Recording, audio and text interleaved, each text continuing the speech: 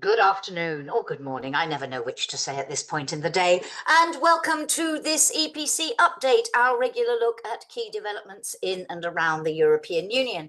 My name is Jacki Davis. I'm a senior advisor to the EPC, and with me this week, as always, Fabian Zuleeg, Chief Executive and Chief Economist, and Janis Emmanouilidis, Deputy Chief Executive and Director of Studies.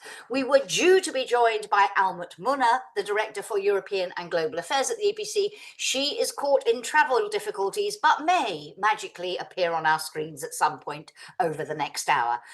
So today, we want to look at an issue that the EPC has been focusing on a lot lately. You, Janis and Fabian, together with Almut, co-authored a paper last autumn arguing that those within the EU who were prepared to do what is needed to rise to the challenges we face might have to explore what you called unconventional forms of cooperation. You also called it a super-governmental avant-garde, or the term that many people are using now, coalitions of the willing. And you published a paper last week called A Test of Time's Perma-Change Through Enlargement and EU Reform, which began to elaborate a little bit on how this might work in practice. Today, we want to look at this in more detail and how this approach might be applied in response to current geopolitical developments and the key challenges facing the EU in these turbulent times. As always, totally interactive conversation. I will have some questions for Fabian and Janis. Please, if you have a question, put it either in the Q&A box or you can click on the raised hands button. Let us dive straight in. And Fabian, this morning, you have published a commentary, a to-the-point, short, sharp commentary entitled about looking at this whole question of differentiation. And you say in that, differentiated integration has been part of the construction of the EU for a long time. And you point to examples like the Euro and Schengen to illustrate that. There's also been a lot of talk. I've been covering Brussels for 30 years, two-speed Europes, multi-speed Europes. How does that, what has happened in the past, differ from what you are talking about now, this super-governmental avant-garde or coalition of the willing? How is it different, if it is different? And why do you believe this is an idea whose moment has come? So I think, firstly, it's important to take a step back and to say, why are we thinking about these unconventional forms? And the key from our perspective is that we have to start with facing the real challenges which we have at the moment, and deciding what is the strategic direction we need to go in. What do we have to do now? Once we have decided that, we can then start looking at what are the instruments we are going to use, what are the mechanisms which we are going to use. And the problem we have then encountered is that the current setup, the current mechanisms we have, don't necessarily allow us to go ahead on some of these crucial issues. Because if we need to have unity, we often have had to sacrifice ambition to get there. So what we then started to think about is what are ways in which we can achieve the necessary ambition, but not having all of the member states on board. And on top of that, having true coalitions of the willing, which might well include countries which are not member states. So this is one area in which this differs from the past. We are very consciously thinking about that in many of these areas, countries which are not yet members of the European Union, or who were members of the European Union but are no longer members of the Union, or who are not intending to become members of the Union, are still having to be integrated into these actions to make them effective. Many of the actions in areas such as defense and security, for example, will have to involve Ukraine, will have to involve UK, will have to involve Norway. So that's one area where we see a big difference here. The other difference is also about excluding deliberately member states from certain policy areas. We have talked in the past about enemies within. that we have a situation where governments in certain countries are actively working against the common interest. They do not want to go ahead in certain areas. So we have to have mechanisms which and also enable us to go ahead, excluding countries if they are not willing to be constructive when it comes to these. And that's different than in the past, because in the past, very often these countries have allowed countries to go ahead if they wanted to integrate further. Here we're talking about countries actively blocking advances going into the future. I think we are also in a world of rather messy competences, where it is not clear that we can talk about an area of traditional European integration.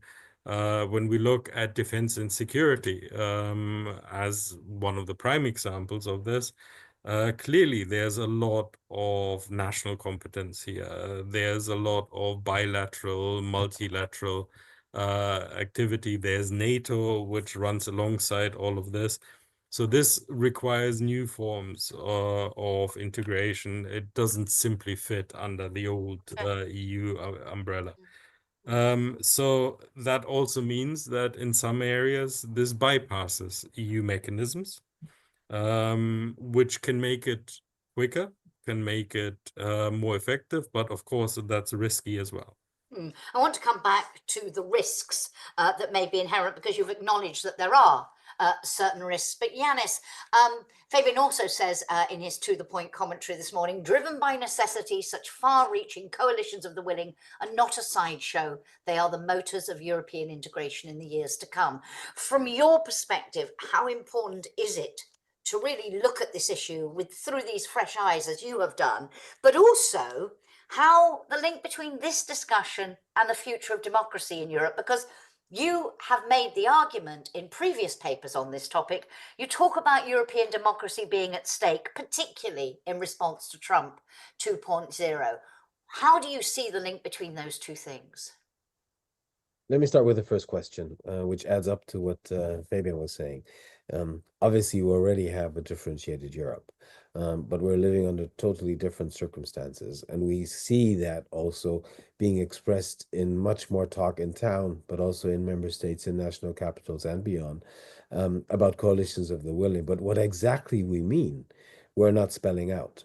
And I think, yes, it has the potential. It has had the potential already in the past to move European cooperation forward. If you look into Schengen, for example, but not only, also the area of defense. So you need to be more concrete when you talk about coalitions of the willing and what needs to be done or what could be done within the EU treaties or outside the EU treaties. And I don't think that this is being done to the extent which is necessary. There is more of a reflex of saying, we can do it intergovernmentally. Do we really need to involve the EU, for example? You hear that very often.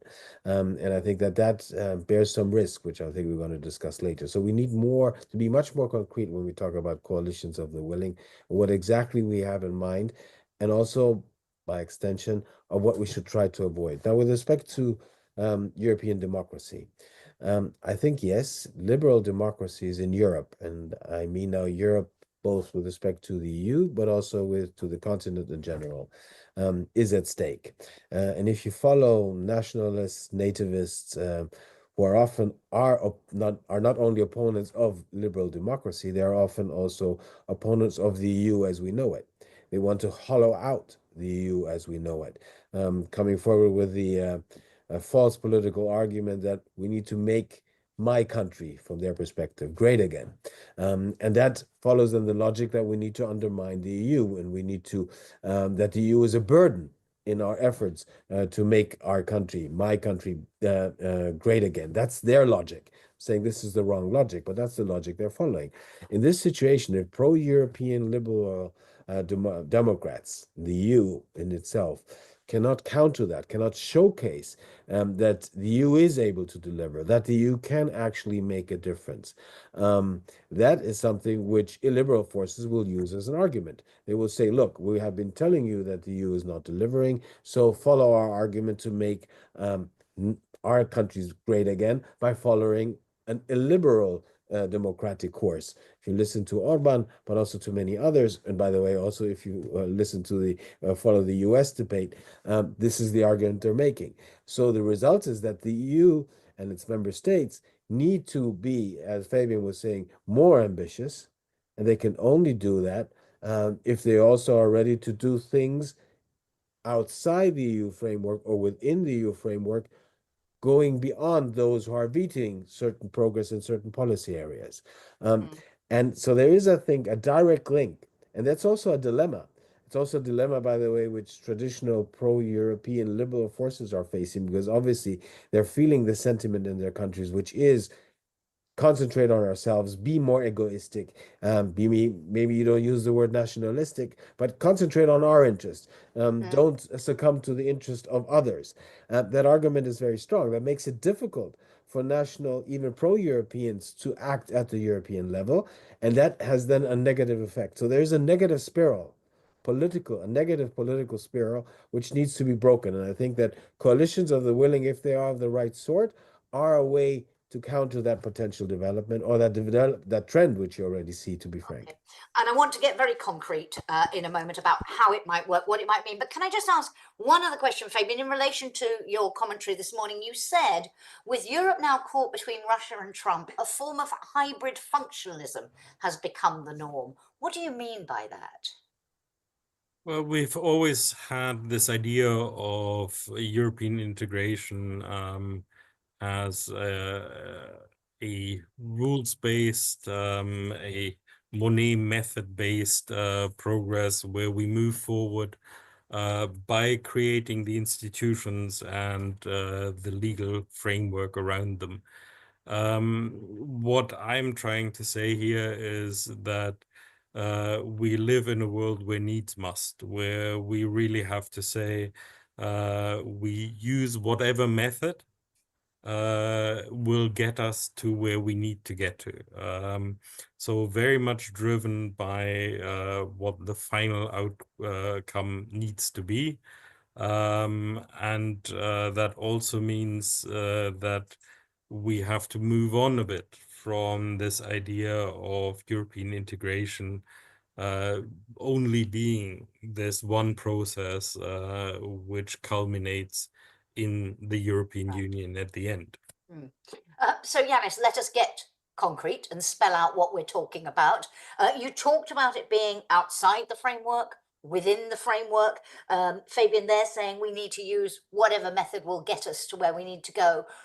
In practice, do you envisage this more being something that is done within or beyond the framework because of some of the limitations of doing it within? And also, why did you choose the term governmental, not supranational, but super governmental avant-garde? And now you're calling it an open super governmental avant-garde. You've added that word to it. Can you explain what you mean by that and why you didn't just say coalitions of the willing?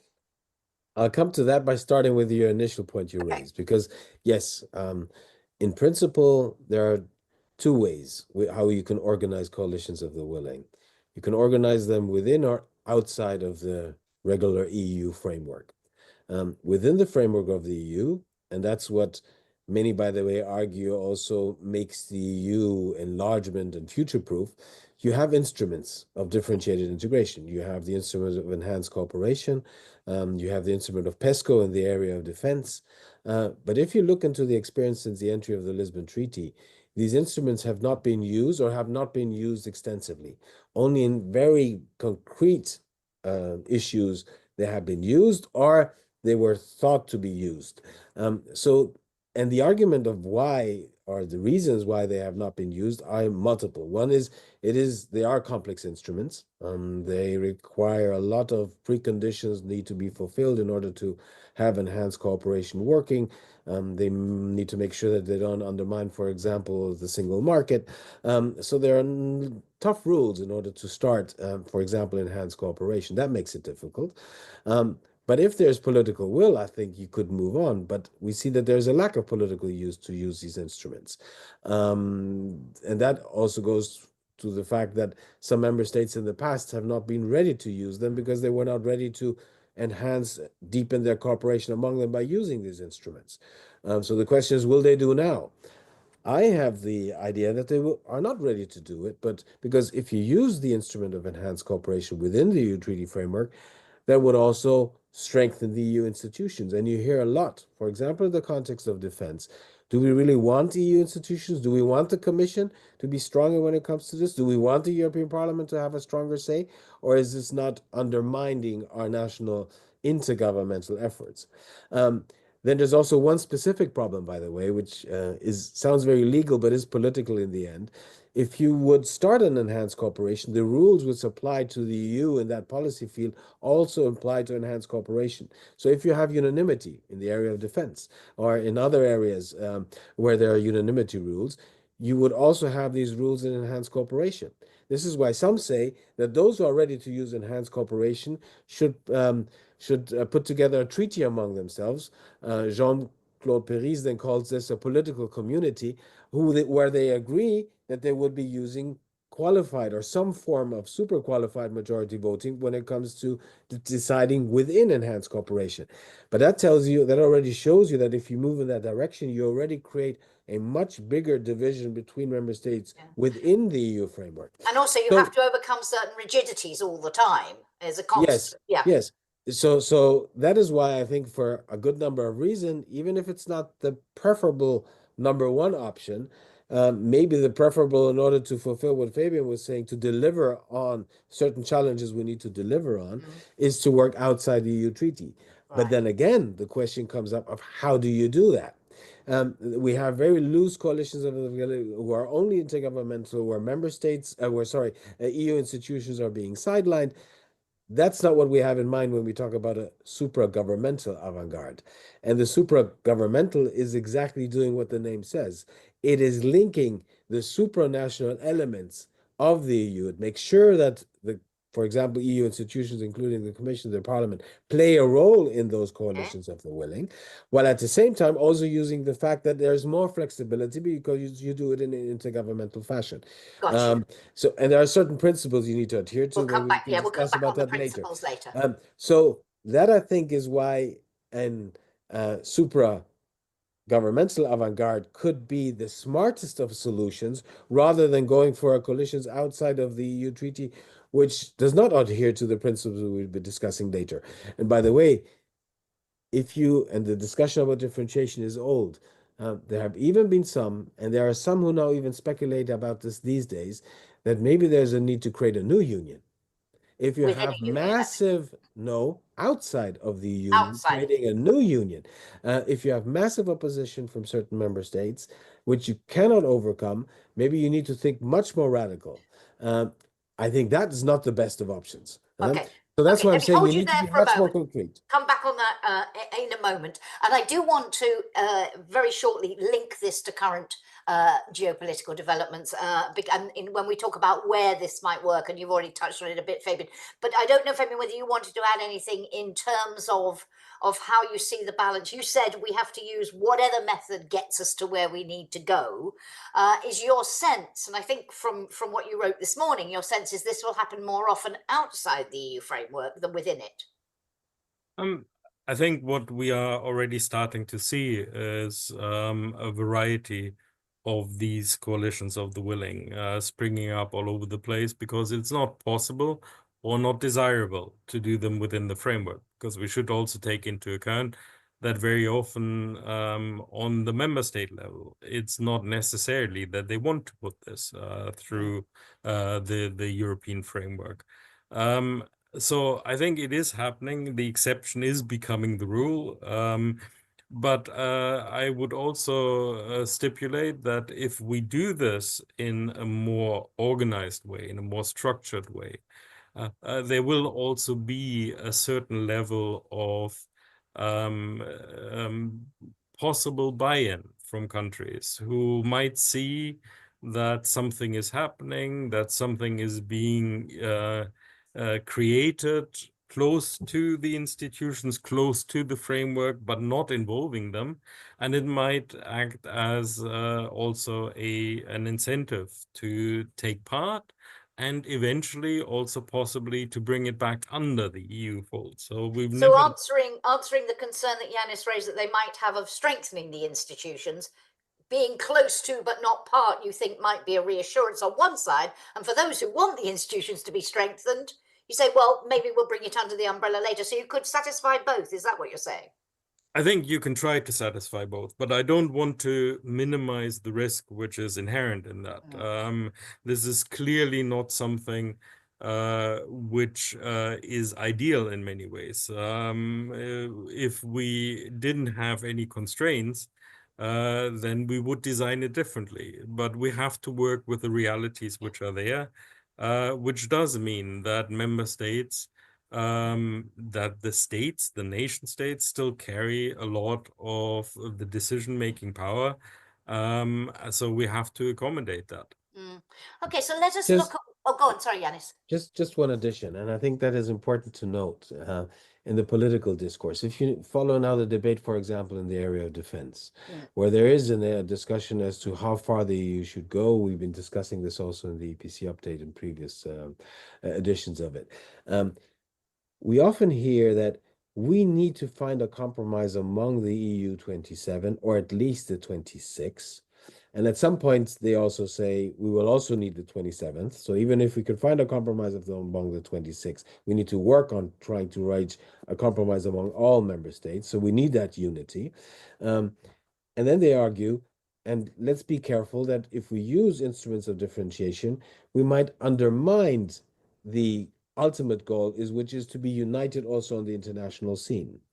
And I think this is being used by some member states as an argument to hide behind the real reason why they're not ready to further go when it comes to cooperating or even integrating in certain areas like defense. So they use that as an argument in order to pretend that they want to do more, but do not have the ability to do so. So differentiation or coalitions of the willing, if they're done in the right way, and I need to always say that, we always need to say that, are also pressure instruments. And not only pressure instruments on those who we obviously see obstructing, but also those who are not ready to jump into the deep, dark, cool waters and deepen their cooperation among themselves.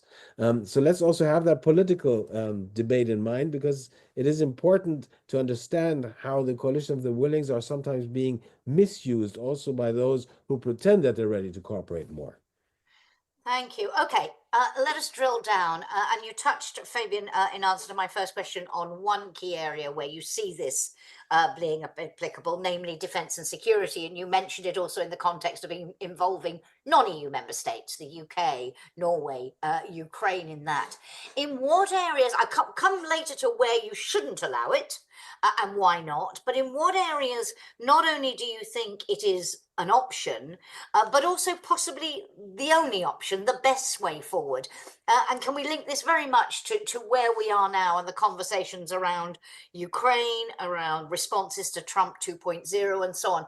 Where might it be not only the best option, but indeed the only option?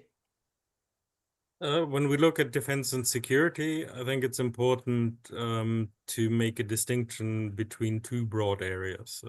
One is support for Ukraine, and the other is building up European capabilities, also in part in response to the messages we are getting from Washington.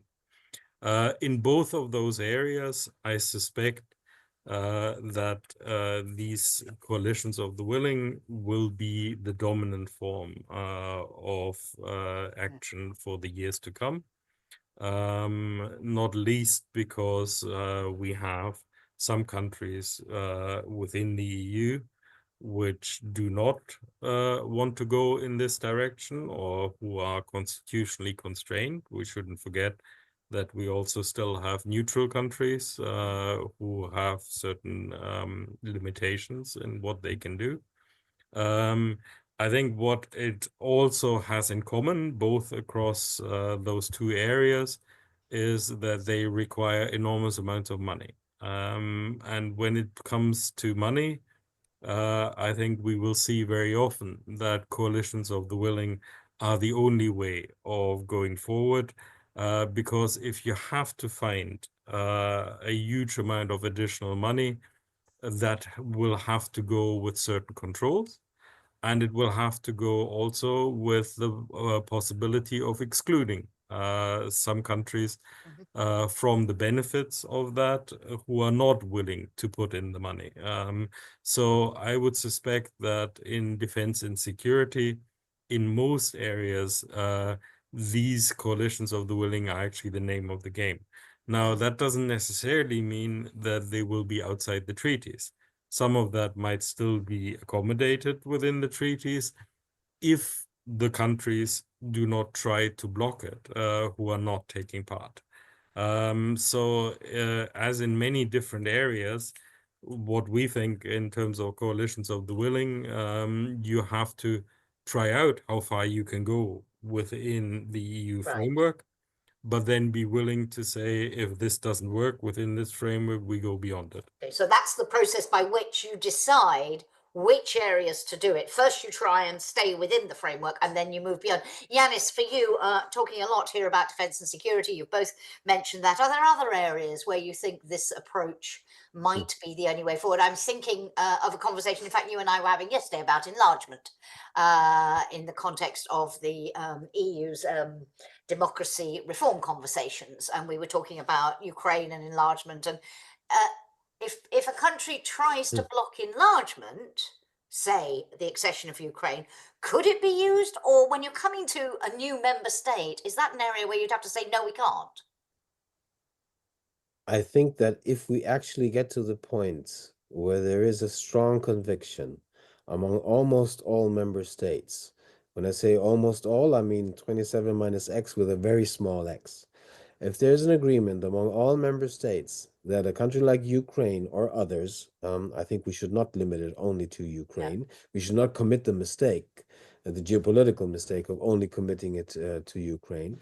So if we get to the point where we have individual member states government blocking the enlargement process, and let's not forget, the enlargement process is subject to a lot of vetoes. It's an intergovernmental process. There's a discussion as to whether you can reduce those vetoes, but even here, this is very difficult to have this discussion. So this might be an area where you will require that those who are ready to support the accession of a country A or B to the EU to provide support outside of the EU treaties in a way which they haven't done ever before. That would be a very strong and difficult thing to do.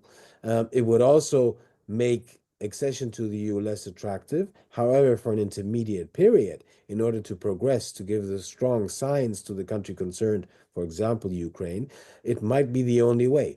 And we know that, yes, on issues of Ukraine, you have now one member state's government, Viktor Orban, leading it, who is obstructing, who ideologically, politically and ideologically thinks it would be a mistake to have Ukraine joining.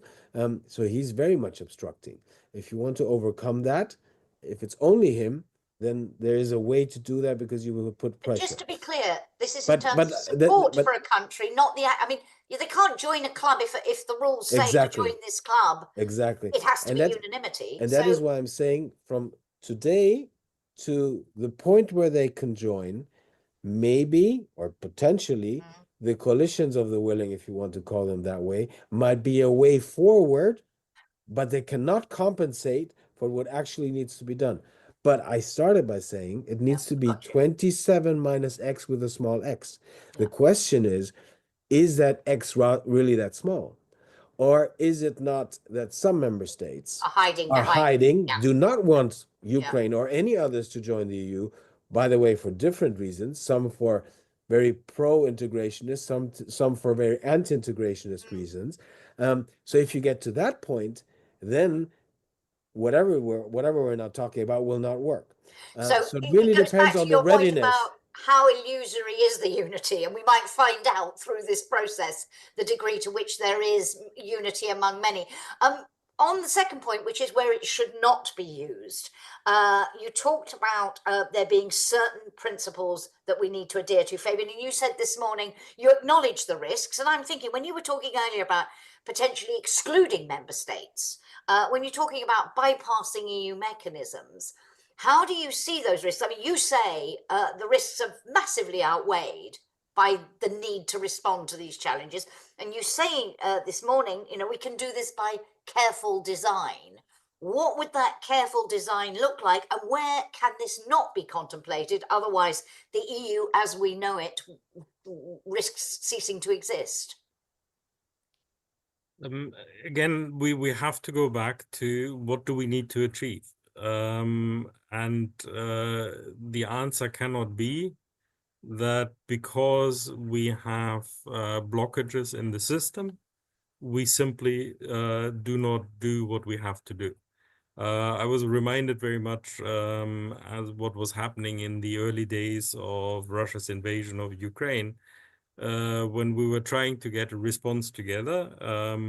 Now, let's just take one example, sanctions, where there was a question, are we going to be able to ensure that all member states are on board, including Hungary? In the end, it worked. But what would have been the response if it hadn't worked, if we hadn't managed to get Hungary on board? Then the answer, in my view, would have had to be, then we would have gone ahead without them. And that is precisely what we're doing, for example, at the moment.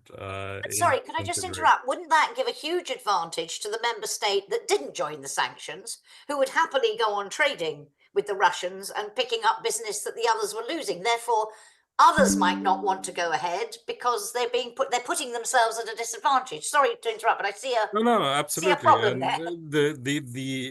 The essence of what you've just described, the free riding problem, is something which you will always have when you have these coalitions of the willing. Which also means that there has to be thought, and that comes back to the question of how do we design those, that there's a cost of not taking part. There's a real drawback from sitting on the sidelines. And that can be, at the simplest level, that can be money. This, I think we will see also in the negotiations of the next multi-annual financial framework, that in many areas, the discussion will essentially be if we are not going to get consensus to use the money in a way which furthers our objectives, we will channel much of the money outside the multi-annual financial framework, excluding those who are not willing to go along. So there are real costs you can impose on the countries which are not taking part. But it also means that there can be consequences which reach deep into the DNA of the EU. And I think the one area where this becomes tricky, and that we've already seen in areas such as enhanced cooperation, is the single market. Because what we're really talking about here very often will touch the single market. And that's not only in terms of how do we deal with excluding member states from certain benefits of the single market, which is possible if we're doing it, for example, in defense and security, where we have security issues overriding other considerations, but also meaning that we will have to include non-EU members in some aspects of this, including the UK, for example, where we had a very acrimonious divorce, which in part precisely centered on the single market issue. So none of this is easy, but I would still come back to what is the alternative. And if the alternative is that we just don't do it, then we cannot afford to go down that route. Okay. If you have any questions, don't forget, I did see one hand raised, but it's disappeared, so it may have been raised in error. But if you have a question, please do click on the raise hand button or write it in the Q&A box. Janis, in terms of those principles that we need to adhere to, and would you see areas where it is absolutely ruled out because it would not adhere to those principles? Well, let me go through the principles which I think we need to adhere to, which we also try to define in the context of what we call the super-governmental avant-garde. One is that it needs to be open to all member states who are willing to join and are ready to respect the principles which I will just lay out, which, by the way, also means that if a member state joins and then no longer at some point is ready to adhere to the principle, there also needs to be some form of exclusion mechanism from the avant-garde, number one. Number two, there's a need to involve or even strengthen the role of EU institutions. So if you create this kind of an avant-garde, you need to involve the institutions, that's the minimum. But you should also try to seek ways how you could strengthen the role of EU institutions in the context of this avant-garde. If you go back to the Euro crisis, we had moments where we had to go intergovernmental, but EU institutions still played a role. And there are a lot who argue it strengthened the role of institutions, maybe not enough, and might have also partially undermined it, but at least they were involved, and that is an argument in the direction of the second principle. Third is that non-participating countries need to be constantly informed. You cannot exclude them from, once you have agreed to do that avant-garde, from what you're doing within the avant-garde. So that needs to be a minimum. Next point, you should refrain from setting up new permanent institutional parallel structures outside of the EU framework. You will require coordination in the governmental way, but you involve EU institutions so that there is this degree of intergovernmental cooperation which you will require, but that should not lead to permanent parallel institutional structures. That would undermine the EU itself. So that idea you mentioned earlier, people who talk about a new union outside of the I'll current talk about framework.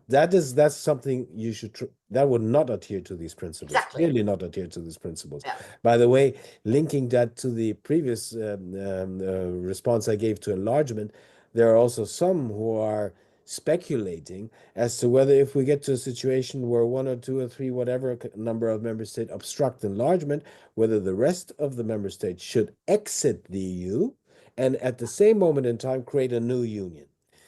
I'm not saying this is likely. I'm just saying there is a thought experiment outside there, which is also trying to put pressure, by the way, on those who are potentially obstructing enlargement. Another fifth point is to integrate the legal norms which you establish outside of the EU treaty as soon as possible, to integrate them into the EU treaty framework. If you remember ESM, that was one of the conditions. Problem was that it was not so easy to adhere to them, and it didn't happen as quickly.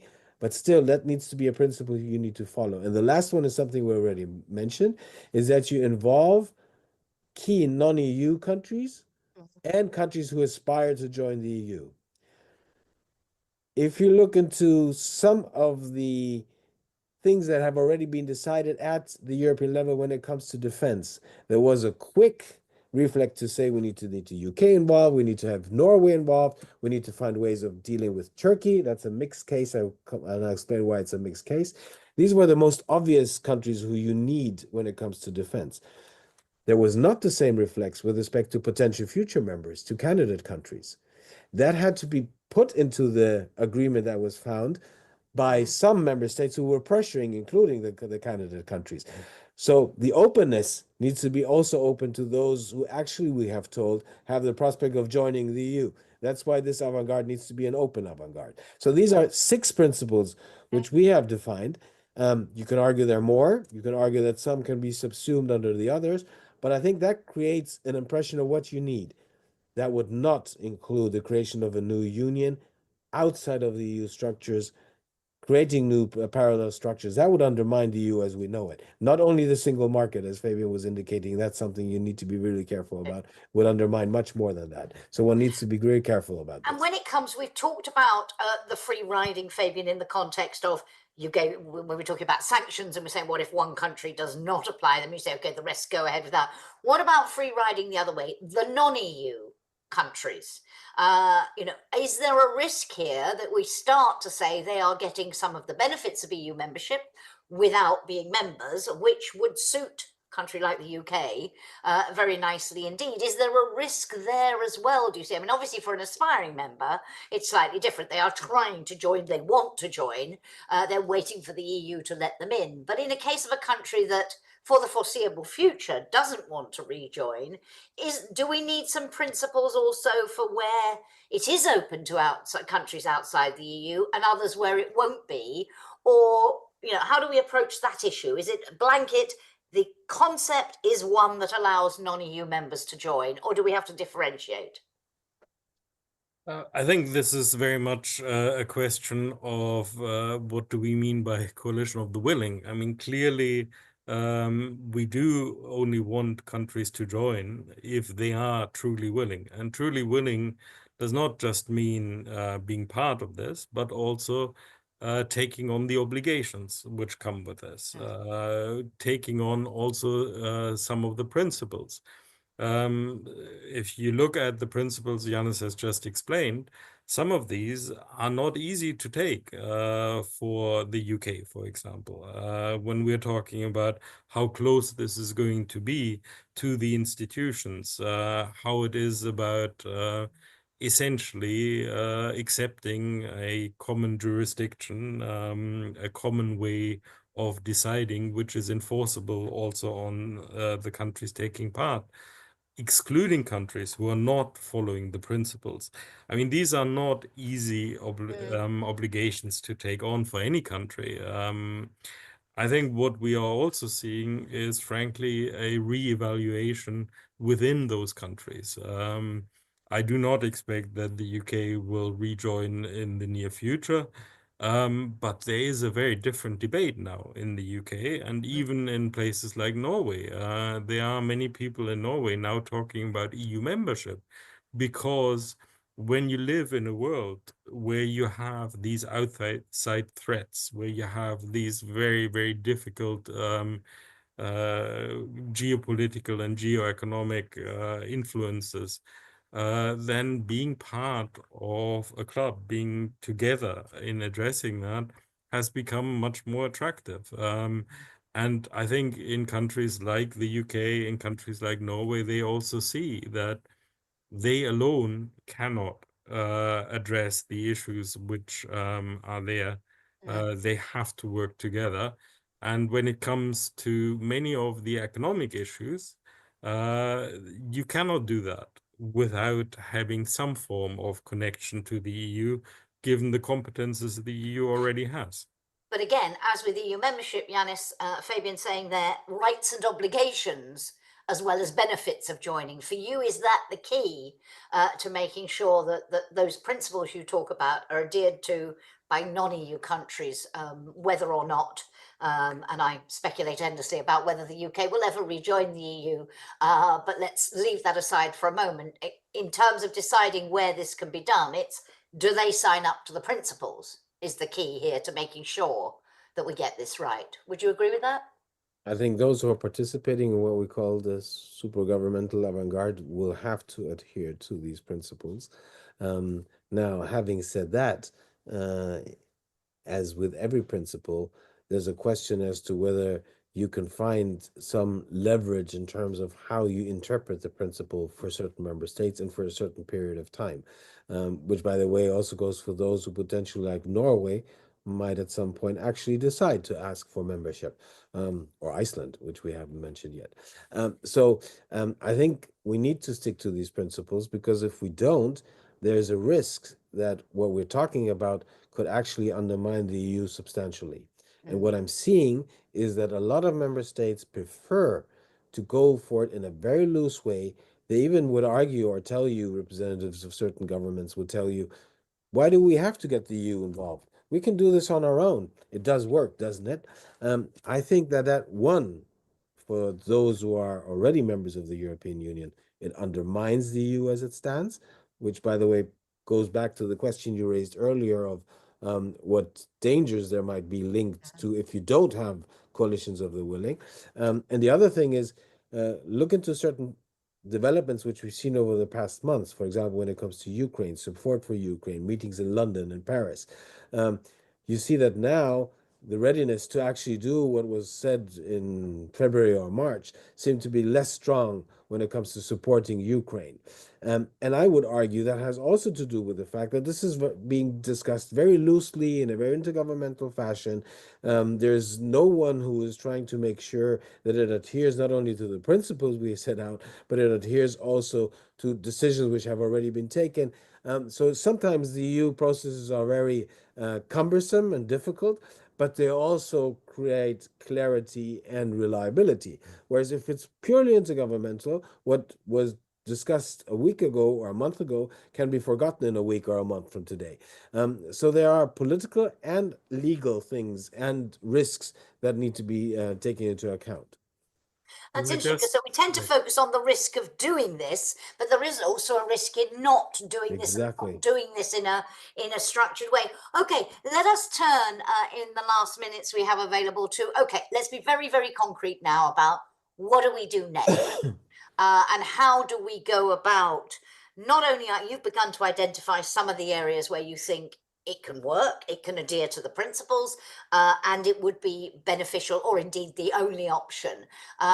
In terms of formalizing that and having those conversations, what has to happen now to get agreement on where these coalitions might be formed? I mean, going back to your point about not doing it, it's sort of happening organically. How do you turn, Janis, to pick up, because you made that point at the end, how do you turn what is happening organically, and these conversations are happening organically, into something that will be more structured, and therefore you can make sure you adhere to the principles and so on? Where do we go from here? I start to react to something you said in the beginning when you were posing the question. First of all, you need to have this debate, because if you don't have this debate and you think conceptually about this early on, when the moment comes where you are being put under pressure to deliver, you will not be prepared. So you need to have this discussion early on. And rather than talk about coalitions of the willing in an abstract form, you need to specify much more in detail what you mean. Because, for example, if you actually have some form of an agreement, I don't even know how to call it, found with respect to the war in Ukraine, if ever. And that agreement foresees also that the membership of Ukraine to the EU is not obstructed and could become reality. The pressure on the EU will increase to deliver. It will also, you will also see, and Fabian will probably respond to me by what I will be saying now. You will be some who say, well, if there's a deal, do we really have to have Ukraine integrated into EU? Which, by the way, would also be a historical mistake to give that signal. So you need to prepare for that moment. You need to think that through in order when the moment occurs, which I don't think will be as organically, in the sense that it happens very slowly and we have time to take decisions. We need to go through one summit to the next. We might be under pressure to deliver much more, much faster. And that means that we need to prepare for that. And this discussion we haven't had, and this is why we're pushing this debate, in order to clarify what actually we want to do. For example, when it comes to Ukraine and enlargement, or when it comes to defense, when it comes especially to defense and extra EU funding for defense cooperation. So is this, Fabian, something that an EU summit has to pick up and discuss? Or is it something that is started by particular member states who would be part of one of those coalitions? How do you see it happening in a way that is organized and structured so that you make sure that you get this careful design that you've underlined is so important? Let me say, firstly, I don't think we necessarily have to start there, because as we have always said, it is preferable that we do some of these through the regular EU method. So what we should have is more bravery. Put these things on the table now, force member states to be honest about whether they support them or not, whether they are willing to sign up to them, so that we see whether it's possible to make advancements within the EU system at this moment in time. What we shouldn't do is to hold back, to say, but we probably won't get unity, so we won't even discuss it. That, I think, is the wrong way of going. Which tends to be, it's always said, a careful European Council president lays the ground and only makes a proposal if they are confident that it will receive backing. That's politically smart. You're saying no, put it on the table and see what happens. I mean, not necessarily at the summit. I think a lot of this can be done behind closed doors, but it really is about asking the member states to show their cards, to be able to say, is there a possibility of going ahead? Is it the EU 27 minus a small x, or is it a more fundamental problem? In those areas where we have more fundamental problems, and I'm sure there will be a number of those because we are already starting to see it, and that, by the way, is an important consideration. This will happen anyway. If we don't design it properly, it doesn't mean it will stop. It will just go in a more chaotic and a more Be more unstructured risky. way. Be more risky to the In a future more of the risky EU. way. Yeah. But then I think it is for countries to sit down together with the institutions, and I hope the institutions would also be open to a process like this, to work out how could this look like? How do we concretely translate that into proposals on specific areas? That is a co-creation process, which should also involve people who have been thinking about these kind of processes. But it needs to be led by some member states who are looking at the current situation and clearly seeing certain things are not happening which need to happen. So in the first instance, Janis, really an issue for the council president to establish, is this an area where we can advance together? But then it's for member states who particularly want to champion it to take it up and push it further. Would you agree with that? Let me first add something to what Fabian said, because Fabian was saying in the beginning, and I concur with that, you need to have a discussion as to what you're ready to do within the EU framework. And if you come to the conclusion that something you cannot do, then look for alternatives. At the same time, and in parallel, I think you need to have a discussion of how could we do it in a different way and outside the treaties, because that might then also increase the pressure on those who are not ready to show the bold political will to move the debate forward, also in the pro-European camp. So it is a pressure instrument both ways, within and outside the EU framework.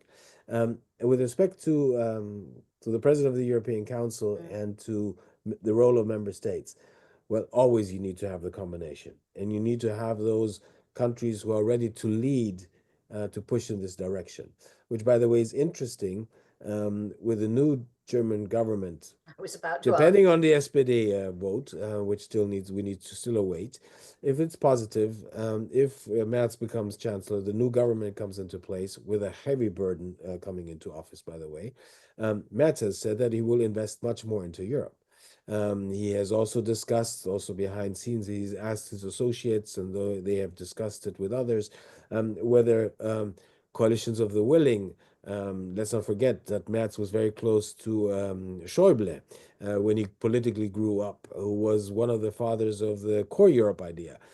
So there were these ideas of, is this something we could now get out of the box in order to progress also at the European level? So there might be progress also coming from member states in line, hopefully, not only of Berlin and Paris, but also Berlin, Paris, and Warsaw. Not forget, Poland has the presidency of the council in these days.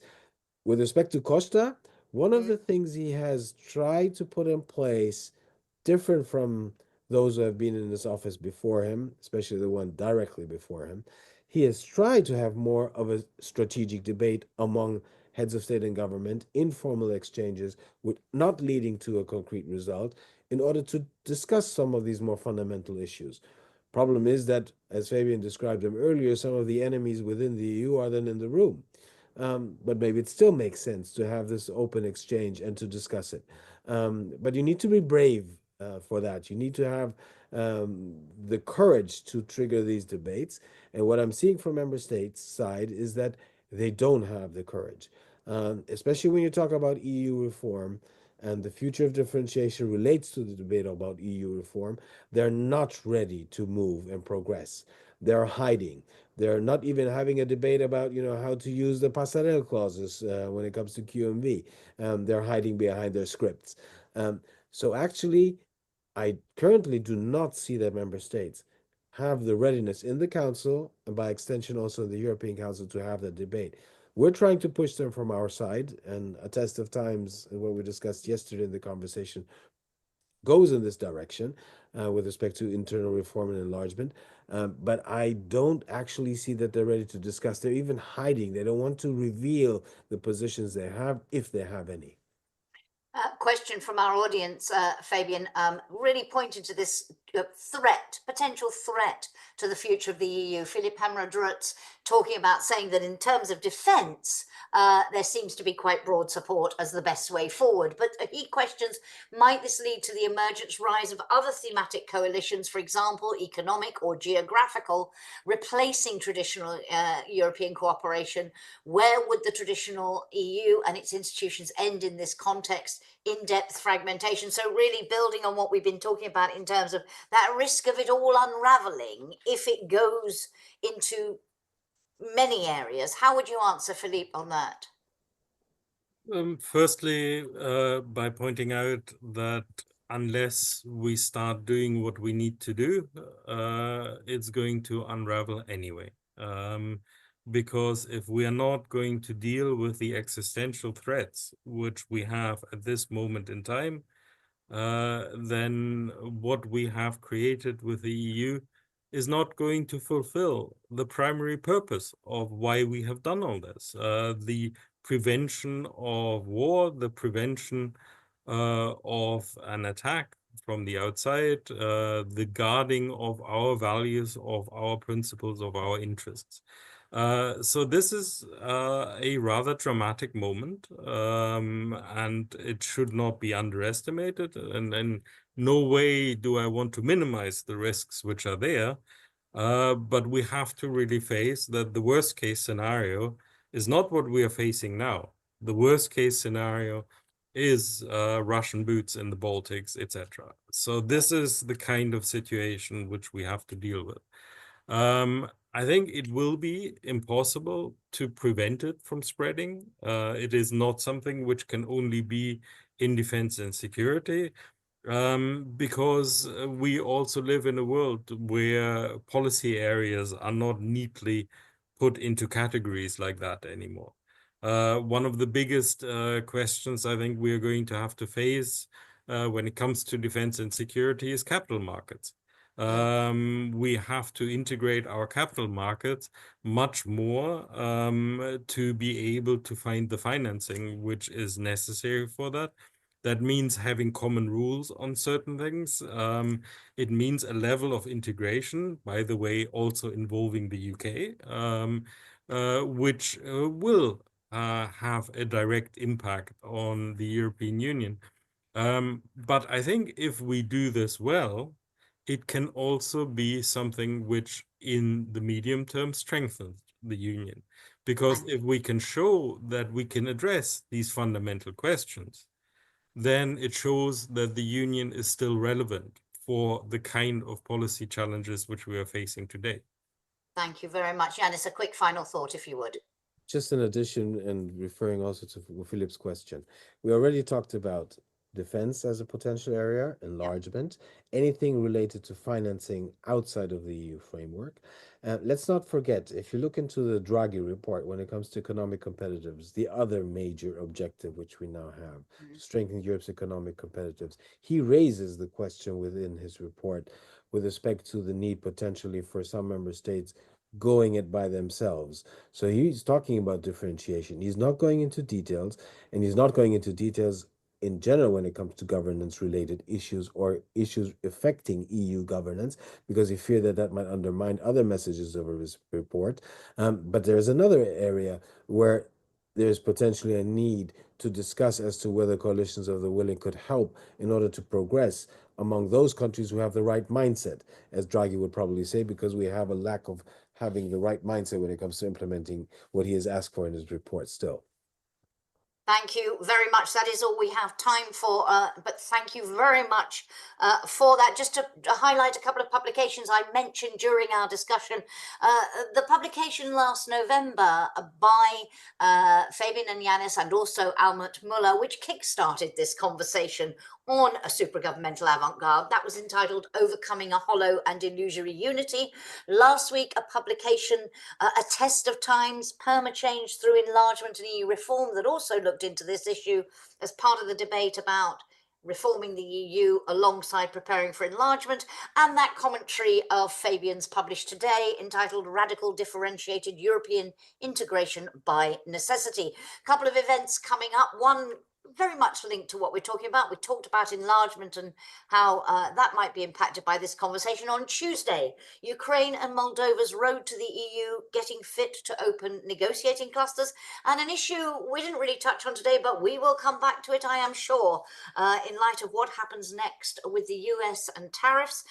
Thursday, there is an event on trade, geopolitics, and the EU's global role in the era of uncertainty. And we will be back next month with another update. Thank you very much for joining us. If you are in countries that has a bank holiday tomorrow, enjoy the long weekend. And if you're in Brussels, enjoy the sunshine while it lasts. Gentlemen, thank you.